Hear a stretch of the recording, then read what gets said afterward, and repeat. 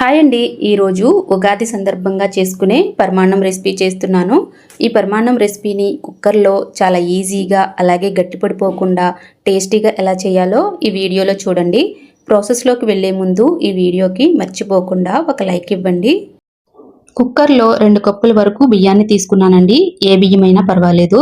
అలాగే 2 టేబుల్ స్పూన్ల శనగపప్పుని తీసుకోవాలి టేస్ట్ కోసం. అలాగే శుభ్రంగా వాష్ చేసుకున్న తర్వాత 5 కప్పుల వరకు వాటర్ని యాడ్ చేసుకోవాలి. తర్వాత ముందుగా కాచి చల్లార్చుకున్న పాలను కూడా వేసుకోవాలండి. 2 కప్పులు. ఏ కప్పుతో అయితే వాటర్ని వేసుకున్నామో అదే కప్పుతో వేసుకోవాలి. వీటన్నింటినీ కూడా బాగా కలుపుకొని మూత పెట్టి స్టవ్ పైన 3 విజిల్స్ వచ్చే వరకు ఉడికించుకోవాలి.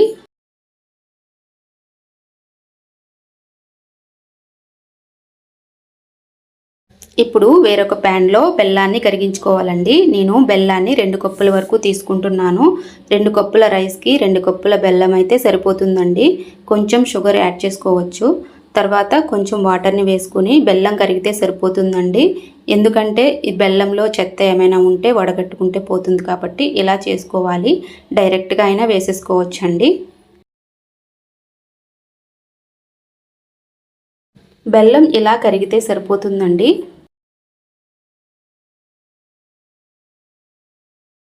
3 విజిల్స్ అయితే వచ్చేసాయండి. తర్వాత రైస్ ఇలా ఉంది.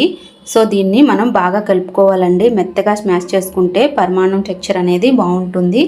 మీరు వాటర్ని కూడా వేసుకోవాలండి. ఇందులో నేను 2 కప్పుల వరకు వాటర్ని వేసుకుంటున్నాను. ఈ వాటర్ని వేసుకుని బాగా కలుపుకోవాలండి స్మూత్గా.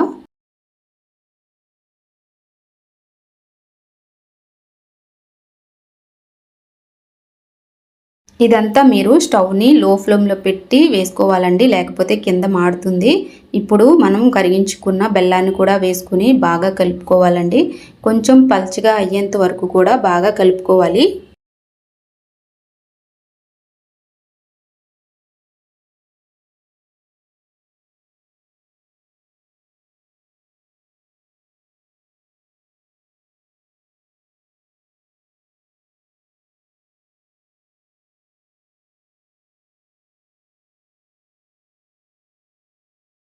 ఇంకా పల్చగా అవ్వడం కోసం కొంచెం వాటర్ని కూడా యాడ్ చేసుకోవాలండి. ఎందుకంటే ఇది ఉడకాలి కాబట్టి. ఇప్పుడు కొంచెం మీడియం ఫ్లేమ్లో పెట్టి ఉడికించుకోవాలి. అలాగే షుగర్ని 3 టేబుల్ స్పూన్ల వరకు వేసుకున్నానండి. టేస్ట్ కోసం కొంచెం సాల్ట్ని కూడా యాడ్ చేసుకోవాలి. మొత్తంగా వీటన్నిటిని బాగా కలుపుకొని మీడియం ఫ్లేమ్లో ఉడికించుకోవాలి.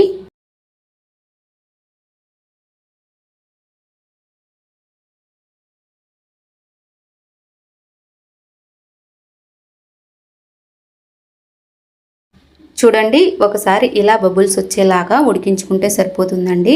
చివరిగా మనం 1 కప్పు మిల్క్ని కూడా యాడ్ చేసుకోవాలి. ఫైనల్గా ఇలా చేసుకుంటే టేస్ట్ అయితే బాగుంటుందండి. చిక్కటి పాలని, కాచి చల్లార్చిన పాలని వేసుకోవాలి. ఇలా పాలను వేసుకున్న తర్వాత 1 నిమిషం ఉడికించుకుంటే సరిపోతుందండి. మీరు వేసుకోవాలంటే ఇప్పుడే మీరు ఇలాచీ పౌడర్ని కానీ పచ్చికర్పూరం కానీ వేసుకుంటే టేస్ట్ బాగుంటుందండి. నేను ఇప్పుడు దీన్ని నెయ్యి తాలింపు పెట్టుకుంటున్నాను. అందుకోసం నేను 3 టేబుల్ స్పూన్ల వరకు నెయ్యిని తీసుకున్నాను. తర్వాత జీడిపప్పు, కిస్మిస్లు వేసుకోవాలండి. ఎందుకంటే మీకు ఇష్టమైన డ్రై ఫ్రూట్స్ వేసుకోవచ్చు.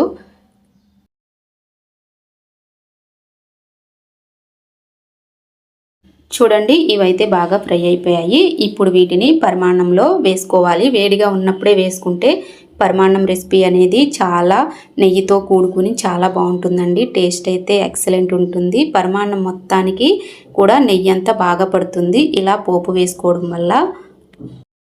లాస్ట్లో ఇలా నెయ్యి తాలింపు వేసుకోవడం వల్ల పరమాన్నం కూడా గట్టిపడకుండా చాలా టేస్టీగా, చాలా షైనింగ్గా ఉంటుందండి.